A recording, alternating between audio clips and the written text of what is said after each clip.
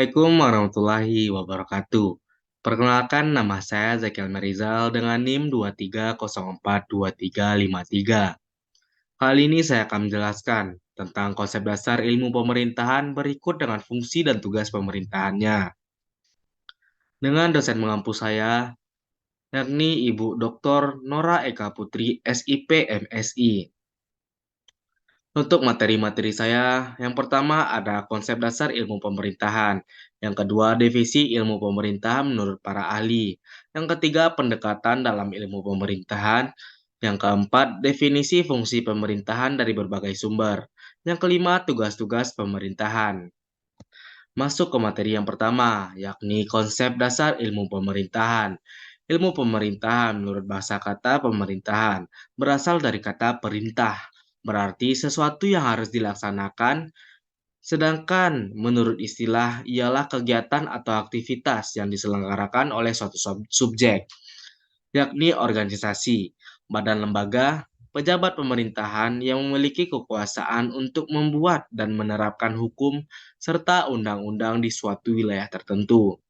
Pemerintahan adalah suatu ilmu dan seni, dikatakan sebagai seni karena berapa banyak pemimpin pemerintahan yang tanpa pendidikan mampu berkiat serta dengan karismatik menjalankan roda pemerintahan. Sedangkan sebagai suatu disiplin ilmu pengetahuan adalah karena memenuhi syarat-syaratnya yaitu dapat dipelajari dan diajarkan, sistematis serta spesifik atau khas. Ilmu pemerintahan adalah ilmu yang mempelajari bagaimana melaksanakan pengurusan atau eksekutif, pengaturan atau legislatif, kepemimpinan dan koordinasi pemerintahan, baik pusat dengan daerah maupun rakyat dengan pemerintahannya secara baik dan benar. Yang kedua ada definisi ilmu pemerintah menurut para ahli. Yang pertama ada menurut D.A. Van Polch. Beliau berkata, ilmu pemerintahan mengajarkan bagaimana dinas umum disusun dan dipimpin dengan sebaik-baiknya. Yang kedua ada menurut U. Rosenthal. Beliau mengatakan ilmu pemerintah adalah ilmu yang menggeluti studi tentang penunjukan cara kerja ke dalam dan keluar struktur dan proses pemerintahan umum. Yang ketiga ada menurut H.A. Bras. Ilmu pemerintahan dapat diartikan sebagai ilmu yang mempelajari tentang cara bagaimana lembaga pemerintahan umum itu disusun dan difungsikan secara ke dalam maupun keluar terhadap warganya. Yang keempat ada menurut C.F. Strong. Menurut C.F. Strong, pemerintahan dalam arti luas mempunyai kewenangan untuk memelihara kedamaian dan keamanan negara ke dalam dan keluar. Yang kelima ada menurut R. Mark Iver. Beliau berkata, pemerintahan itu adalah sebagai suatu organisasi dari orang-orang yang mempunyai kekuasaan, bagaimana manusia itu bisa diperintah. Jadi bagi MacIver, ilmu pemerintahan adalah sebuah ilmu tentang bagaimana manusia-manusia dapat diperintah. Next, yang ketiga ada pendekatan dalam ilmu pemerintahan.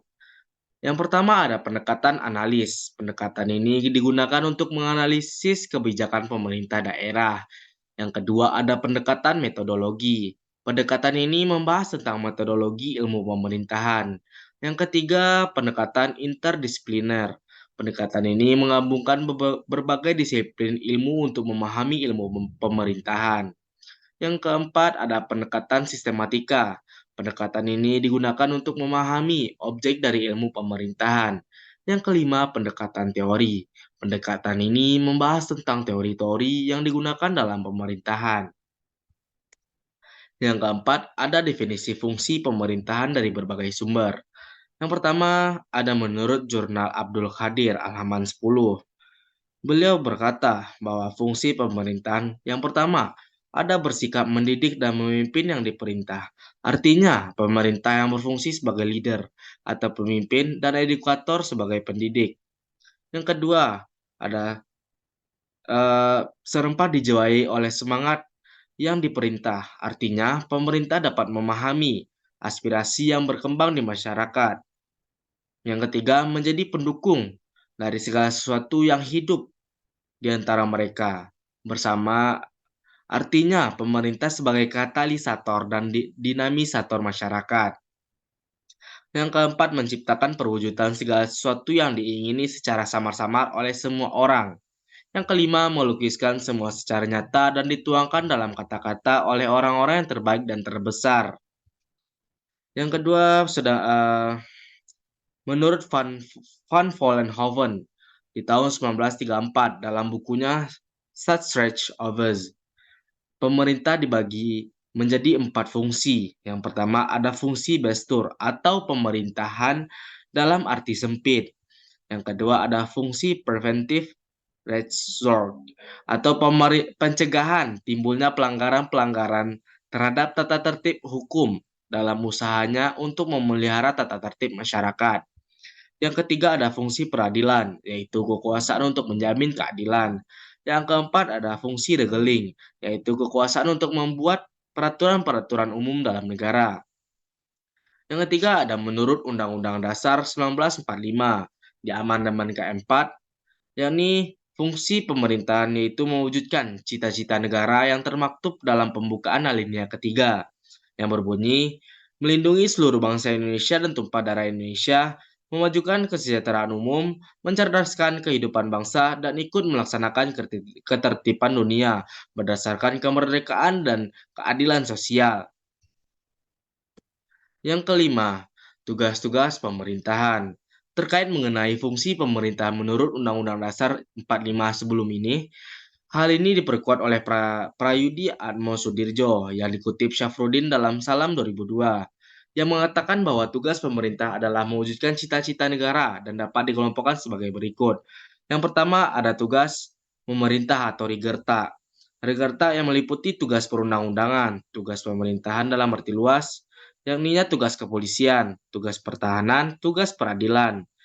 Yang kedua ada tugas eksekutif. Tugas eksekutif meliputi yang pertama ada tugas penyelenggaraan perundang-undangan. Yang kedua, tugas penyelenggaraan pemerintah yang dilaksanakan oleh badan pemerintahan pasif dalam arti tidak terjun langsung ke tengah masyarakat umum. Yang kedua, badan-badan pemerintahan umum. Yang ketiga, badan-badan pemerintahan teknik khusus. Yang keempat, badan-badan penyelenggaraan objek-objek kesejahteraan atau ekonomi pemerintah atau perekonomian. Selanjutnya ada tugas pemerintahan atau kepolisian yang termasuk dalam tugas eksekutif juga. Yang contohnya ada kepolisian kehakiman, kepolisian pemerintah, kepolisian keamanan. Selanjutnya ada juga yang termasuk dalam tugas eksekutif, yakni tugas administrasi berdasarkan konstitusi yaitu Undang-Undang Dasar 1945. Yang pertama ada melindungi segenap bangsa Indonesia, memajukan kesejahteraan umum, mencerdaskan kehidupan bangsa, ikut melaksanakan ketertiban dunia berdasarkan kemerdekaan, perdamaian abadi, dan keadilan sosial. Selanjutnya, ada tugas-tugas pemerintahan menurut Biro Pemerintahan dan Otonomi Daerah tahun 2021. Tugas-tugas pemerintah adalah sebagai berikut. Yang pertama, menyelenggarakan pengkajian program kerja bagian pemerintahan. Yang kedua, menyelenggarakan pengkajian bahan kebijakan umum, koordinasi administratif, supervisi pembinaan, pengendalian dan pelayanan administrasi urusan pemerintahan daerah, provinsi, bidang administrasi pemerintahan dan fasilitasi penataan wilayah pemerintahan umum dan tata usaha.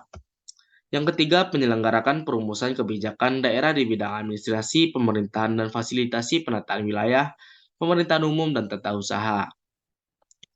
Sekian materi yang dapat saya presentasikan dan saya jelaskan kepada teman-teman semuanya.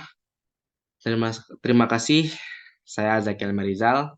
Saya ucapkan Assalamualaikum warahmatullahi wabarakatuh.